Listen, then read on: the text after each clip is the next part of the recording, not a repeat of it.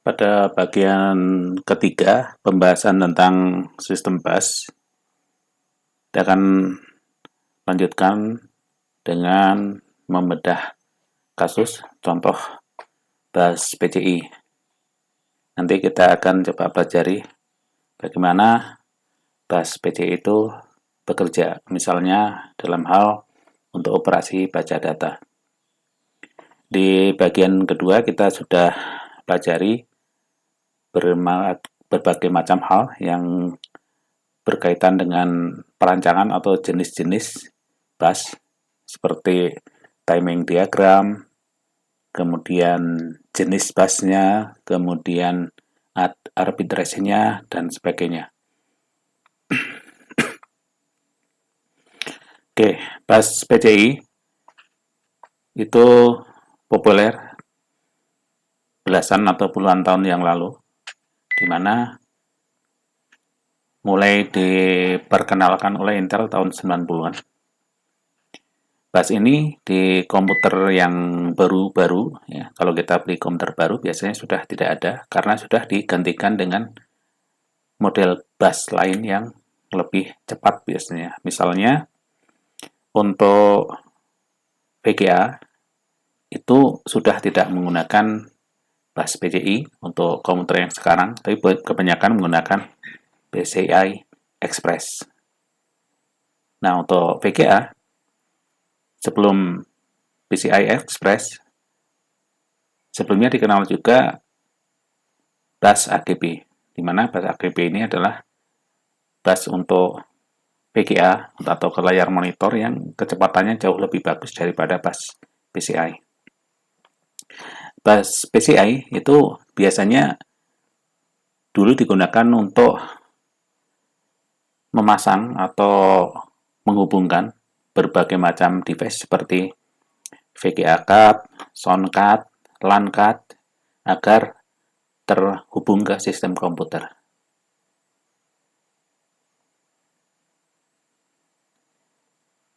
Jadi bus PCI ini sebenarnya generasi yang lebih baru dibanding generasi bus yang sebelumnya. Misalnya ISA bus, ya, itu generasi yang lebih lama lagi dibanding PCI. Jadi pada zamannya bus PCI ini udah tergantung bus yang jauh lebih cepat dibanding bus ISA bus.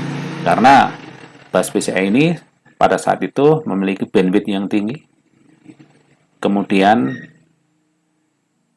dapat memenuhi kebutuhan I/O secara ekonomis, kompatibel dengan berbagai macam vendor, ya, pembuat berbagai macam device tadi, sehingga secara umum ini tentu meningkatkan kinerja dari komputer. Nah, di sini kita bisa lihat, ya, bahwa bus PCI itu sudah support saat itu sampai 64 bit.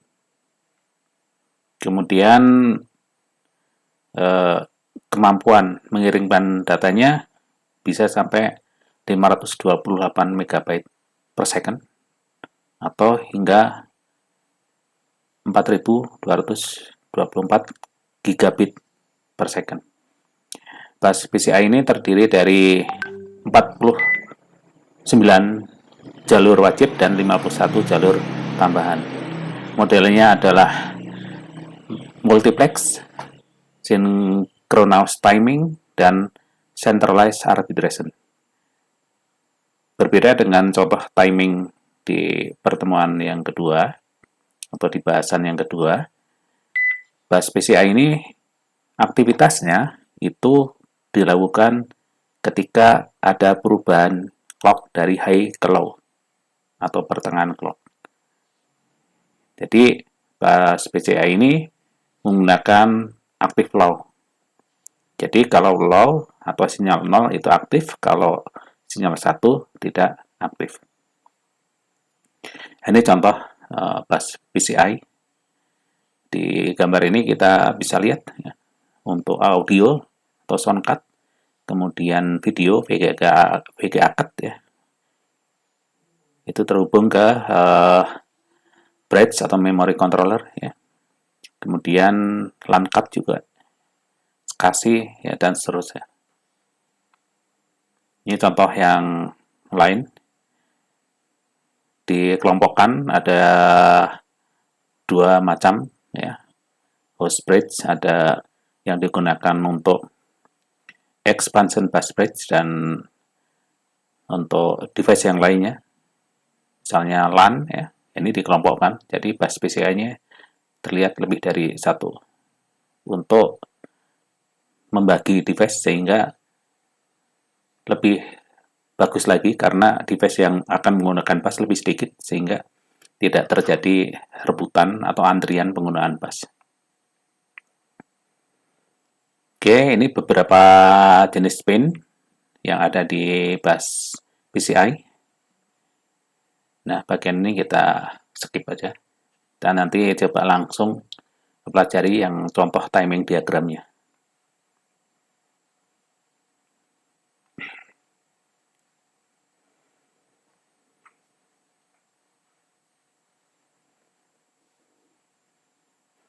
Yang perlu diketahui di dalam komunikasi menggunakan bus PCI ini adalah antara dua device itu akan terjadi saling komunikasi, saling membaca sinyal. Jadi aktivitas device yang satu itu dipengaruhi dengan kondisi atau status device yang lainnya. Kita akan nanti lihat di contohnya.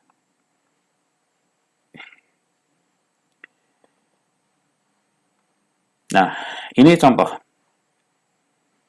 Operasi baca data, ya, timing diagram baca data pada bus PCI. Nah, di sini kita lihat ada 8 clock ya. Ini clock 1, clock 2, clock 3, clock 4, 5, 6, 7, 8. Jadi, gambar yang paling atas ini adalah gambar clocknya, modelnya sinkronos, jadi pasti ada clocknya. Jadi ini dari sini awal clocknya. Namun model PCI ini aktivitasnya terjadi ketika perubahan dari high ke low atau di tengah-tengah clock. Atau disebut juga ini termasuk jenis active low. Kalau low dia malah aktif. Nah, kemudian di bawahnya kita lihat ini ada yang disebut dengan frame number. AD itu adalah singkatan dari address data. Kemudian CBE ini, C itu control, ya, BE itu byte enable. Kemudian IRDY, TRDY, dan DevCell. Oh ya, nanti ada notasi-notasi di sini, misalnya ada A, B, ada A1, C1, dan seterusnya. Ini bisa dilihat di halaman selanjutnya. Ini sedikit menjelaskan tentang notasi-notasi yang ada di contoh timing diagram tersebut. Nah, kita coba telusuri lebih dalam ya satu persatu aktivitas yang ada di contoh timing diagram ini. Baik, yang paling atas ini namanya frame number ya. Oh ya, di sini contohnya adalah operasi baca data. Jadi yang ingin membaca adalah CPU. Kemudian data yang akan dibaca itu ada di memori. Misalnya seperti itu ya. Jadi yang pertama adalah ini CPU, ini sudah diizinkan untuk menggunakan bus ini. Jadi karena yang ingin menggunakan bus itu lebih dari satu device, maka perlu ada yang ngatur penggunaan. Nah, nanti di gambar yang setelah ini, kita akan lihat contoh bagaimana arbiter atau bus controller itu mengatur penggunaan bus jika ada lebih dari satu device yang ingin menggunakan bus. Jadi, di contoh ini kasusnya adalah CPU ini sudah diberi izin oleh arbiter atau pengatur bus. Setelah diberi izin, dia men-set bit-bit ya atau frame number. Kita lihat di sini tadinya high jadi low, ini artinya aktif. Kemudian setelah itu menaruh bit-bit alamat yang ingin dibaca di jalur AD. Jadi jalur ini digunakan untuk address dan data. Atau inilah tanda jalur ini sebagai jalur yang multiplex atau bergantian. Kemudian di jalur C_BE number ini adalah digunakan untuk memberi tanda apakah yang sedang ada di jalur AD ini data atau bukan. Kalau bukan data, maka di jalur CBE ini isinya adalah kombinasi bit 01 yang diartikan sebagai bus command atau bukan data. Nah, 3 aktivitas ini itu dilakukan di clock pertama. Jadi, tidak boleh terlambat, harus selesai di clock pertama. Oh ya, nanti perlu diketahui bahwa urutan aktivitas itu tidak selalu dari atas, di bawahnya. Kebetulan untuk contoh atau untuk clock pertama ini urut dari atas, tapi nanti untuk clock yang lain tidak selalu dari atas ke bawah. Setelah clock pertama, kita masuk di clock kedua. Nah, kita lihat di sini ya, perubahan yang penting adalah di bagian IRDY. IRDY ini adalah sinyal yang menandakan CPU siap menerima data. Jadi tadinya high jadi low. C2 ini CPU siap menerima data. Jadi di clock pertama, CPU mengirimkan alamat dari data yang diinginkan. Setelah itu di clock kedua, dia ngirim sinyal sudah siap menerima data. Sehingga di clock kedua ini, status CBE-nya juga sudah diubah. Artinya sudah bukan perintah atau address lagi, tetapi sudah akan digunakan untuk naruh data. Di clock ketiga, di sini kita lihat ada perubahannya D, D1, dan D2. Nah, urutannya seperti apa? Ingat bahwa urutannya belum tentu dari atas ke bawah. Ya. Jadi yang perlu diperhatikan urutannya yang mana yang benar secara logika, mana urutan yang wajar. Ya. Nah, tentu kita perlu tahu arti dari masing-masing perubahan ya, sinyal di sini. Kalau tadi IRDY ini sinyal yang digunakan oleh CPU yang menandakan bahwa CPU siap menerima data. Kemudian kalau TRDY ini sinyal yang digunakan oleh memori bahwa memori sudah siap. Ya, lebih khusus lagi di sini adalah akan dilakukan kalau dia sudah selesai naruh data di jalur AD.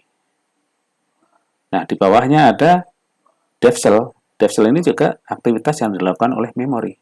Kapan dilakukan?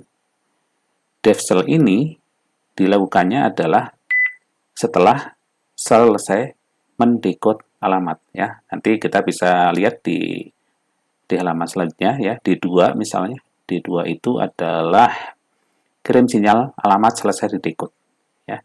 Jadi sudah selesai mendekode. Nah, kita sudah pelajari di bahasan tentang RAM atau memori utama bahwa ketika memori mau dibaca atau ditulis, yang pertama kali dilakukan adalah harus bisa menentukan lokasi dari data yang ingin dibaca tersebut. Nah, lokasi itu bisa diketahui berdasarkan alamat, bit-bit alamat yang diberikan. Bit-bit alamat itu akan didekode atau diterjemahkan sehingga nanti pada ujung akhirnya akan diperoleh titik dari data yang pengen dibaca atau semacam koordinat. Nah, sebelumnya kita tahu bahwa bit alamat itu akan dibagi menjadi 3 bagian. Ada nomor bank, kemudian slackline barisnya atau X-nya, dan slackline kolom atau Y-nya. Sehingga nanti ketahuan data yang dibaca itu ada di bank nomor berapa, koordinatnya berapa, atau X-nya berapa. Nah, itu adalah hasil operasi decode atau DevCell di sini. Jadi, memori setelah mendapatkan address, dia akan lakukan decode penerjemahan. Setelah lokasinya ketemu, lokasi data yang diinginkan, maka diambil datanya, ditaruh di jalur AD. Setelah selesai naruh data, maka dia ubah statusnya menjadi TRDY atau sudah ready, data sudah ready. Ya. Itu di clock 3. Di clock 4, kita lihat di sini adalah ada perubahan TRDY. TRDY itu adalah sinyal dari memori dari low ke high, artinya menjadi tidak siap. Jadi, ketika CPU akan mengambil data di clock keempat, dia melihat status dari memori. Ternyata di sini memori tidak siap, maka data yang ada di jalur AD ini tidak akan diambil oleh CPU. Karena di clock tersebut, memori tidak memberi tanda bahwa ada data yang siap. Jadi, ketika CPU mau mengambil data yang ada di jalur AD, dia membaca dulu memorinya siap atau tidak. Kalau tidak siap, maka dihentikan ngambil data. Karena memang di clock 4 ini belum ada data baru. Karena masih diisi dengan data satu yang sebelumnya sudah dibaca oleh CPU. Kemudian di clock kelima, kita lihat di sini ada data kedua dan status dari memori menjadi ready lagi. F2 ini memori ready lagi. Sehingga ketika CPU membaca status dari memori ready pada clock 5, maka CPU akan mengambil data yang ada di jalur AD, yaitu data ke-2. Di clock ke-6, di sini ada data 3, kemudian ada status IRD atau status CPU yang dari low menjadi high atau menjadi tidak aktif. Jadi statusnya bisa diartikan saat itu CPU tidak siap menerima data. Jadi sebenarnya status CPU tidak siap menerima data ini akan diartikan oleh memori untuk tidak mengirimkan data baru di clock berikutnya. Sebenarnya digunakan itu. Jadi ketika memori membaca di clock ke-6, ini CPU nggak ready, maka data ketiga ini akan tetap dibiarkan di jalur AD, karena artinya CPU belum bisa membaca data 3. Nah, data 3 itu baru terbaca atau diambil oleh CPU ketika CPU ready lagi, yaitu di clock ke-7. Kita lihat ini dari high ke low. Sehingga data ketiga dari memori itu berhasil diperoleh. Nah, di contoh ini kebetulan data yang diinginkan oleh CPU itu hanya 3 data ya. Yang kita lihat di sini, CPU sudah selesai menggunakan bus yang ditandai dengan bit frame-nya ini dari low menjadi high kembali. Nah, di clock 8 ini semuanya dinormalkan kembali atau dinetralkan kembali sehingga menjadi tidak aktif semua. Nah, itu yang terjadi di contoh proses baca data pada bus PCI. Jadi, dari sini kita bisa ketahui bahwa antara CPU dan memori atau device-device lain yang saling komunikasi, itu terjadi komunikasi berdasarkan sinyal yang dikeluarkan oleh masing-masing device itu. Jadi tidak sembarangan terjadi aliran data ya. Jadi kedua pihak saling melihat status dari pihak yang lain apakah ready atau tidak. Jika ada yang tidak ready, tentu operasi selanjutnya itu akan ditunda dulu sampai semuanya menjadi siap kembali.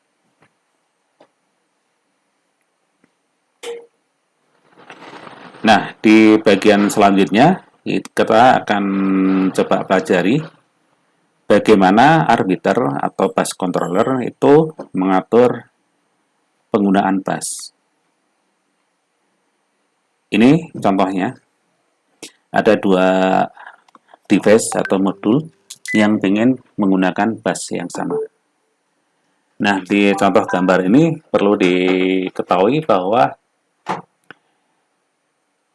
gambarnya ini adalah gambar yang disederhanakan dibanding gambar contoh yang retiming ini. Jadi beberapa hal yang ada di sini itu tidak digambarkan di contoh pemberian izin ke dua buah device atau dua buah modul. Nah, di sini kita lihat ada modul A, modul B atau device A, device B. Kemudian ini arbiter ini yang mengatur penggunaan bus atau controller ya. Kemudian kalau di sini ada modul A garis miring B, artinya di jalur ini yang bisa melakukan itu bisa modul A, bisa modul B. Kemudian di gambar ini ada 6 clock ya, clock 1, 2, 3, 4, 5, 6.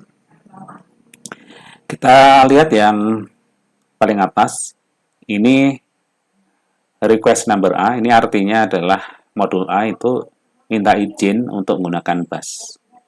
Nah, perlu diketahui di garis ini artinya ini sudah aktif low, sudah kondisinya low, artinya apa? Modul A ini sudah request untuk menggunakan bus, minta izin menggunakan bus, sudah entah sejak kapan, nggak digambarkan di sini, tapi statusnya ini sudah minta izin. Kemudian di clock 1, modul B juga minta izin. Jadi saat itu ada dua, modul A dan modul B yang ingin menggunakan bus yang sama. Kemudian yang titik C ini, si arbiter ini memberi izin terlebih dahulu ke modul A yang sudah sejak lama dia minta izin. Ini tandanya dari high ke low ya. Jadi di sini modul A diberi izin. Itu yang terjadi di clock 1. Kemudian di clock 2, aktivitas yang terjadi adalah di sini ada pengaktifan frame number, kemudian ada address di jalur AD. Nah, siapa yang melakukan pengaktifan frame number ini?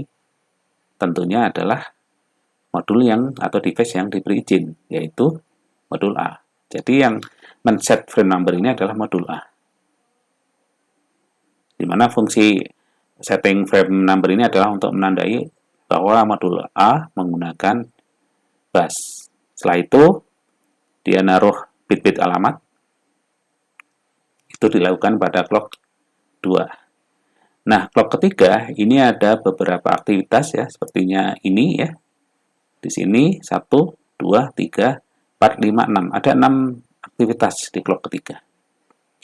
Jadi yang perlu diperhatikan baik-baik adalah urutannya. Jadi kalau ditanya urutannya apa saja yang terjadi di clock 3, itu harus bisa menjawab dengan urutan yang masuk akal. Oke, jadi kita harus tahu masing-masing arti dari aktivitas yang terjadi di clock ketiga. Oke, yang atas ini kita lihat dari low ke high, artinya ini dinonaktifkan. Apa itu? Izin untuk A dicabut.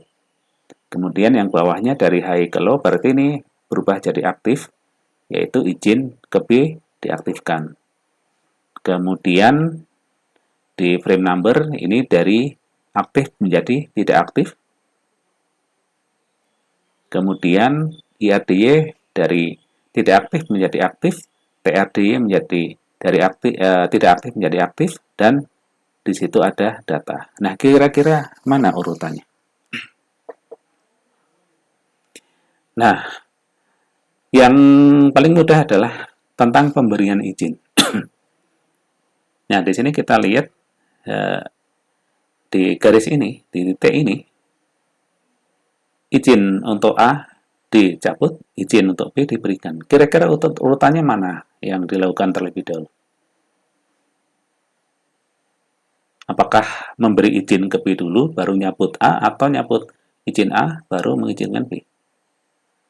Ya, tentu yang masuk akal adalah pemberian izin ke B ini dilakukan setelah A-nya dicabut izinnya. Ya, proses yang dilakukan A sudah selesai semua tentunya ketika dicabut izinnya.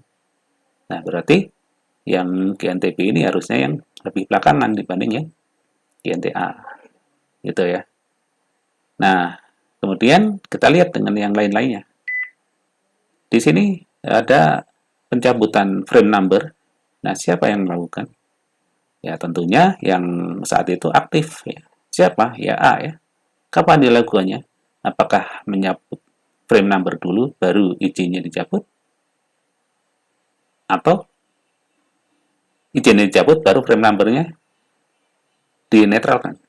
Nah, tentunya yang perlu diperhatikan di situ adalah jangan sampai modul yang menggunakan bus itu belum selesai urusannya, tetapi izinnya dicabut. Mestinya urusannya diselesaikan baru setelah beres semua izinnya dicabut. Ya. Nah, untuk IRD dan TRDY kita bisa analogikan dengan contoh yang sebelumnya. Kalau yang sebelumnya di sini kita tahu IRDY itu adalah tanda pihak yang ingin membaca data, contohnya adalah CPU misalnya, itu siap menerima data. Kalau TRDY ini tanda pihak yang diminta untuk mengirimkan data siap, ya sudah naruh data. Itu di contoh yang timing diagram ini. Nah, kalau di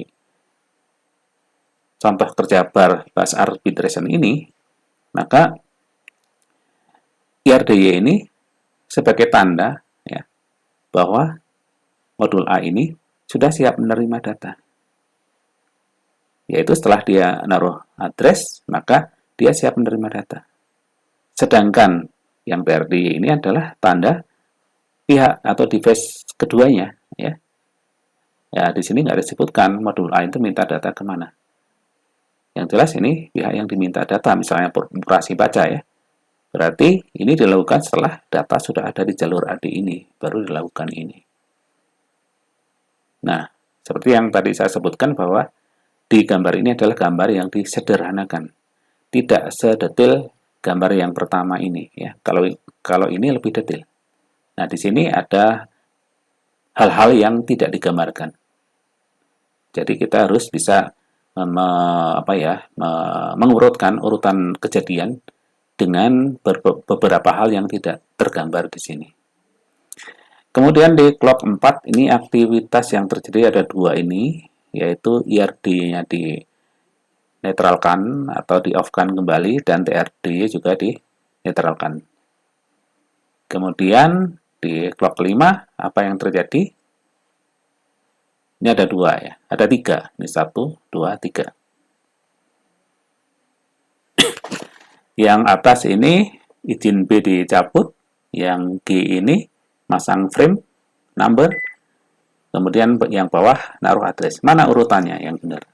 Nah, harusnya sekarang kalian udah bisa nih, kalau ditanya seperti itu urutannya yang mana ya.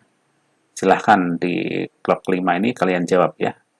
Antara naruh bit-bit address, kemudian masang bit frame, dan izin B dicabut. Bisa ya? Nah, di clock ke-6, ini ada 1, 2, 3, 4, 5, 6. Nah, aktivitasnya apa saja? Di sini juga mestinya sudah bisa jawab. Setelah tadi kita bahas di clock ketiga. Ya. Tinggal dikembangkan dikit ya, jawaban untuk pertanyaan apa yang terjadi pada clock ke-6. Ini hampir sama dengan yang clock ketiga.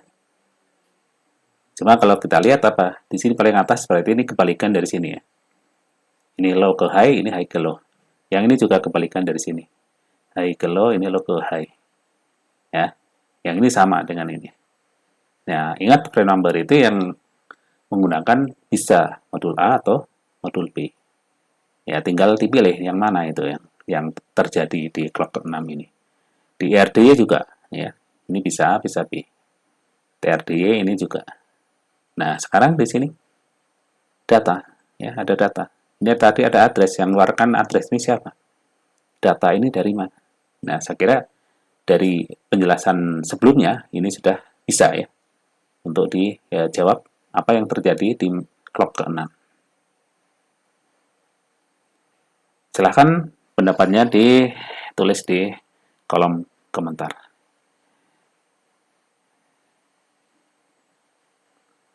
Untuk beberapa notasi di contoh bus at duration ini bisa dilihat di sini.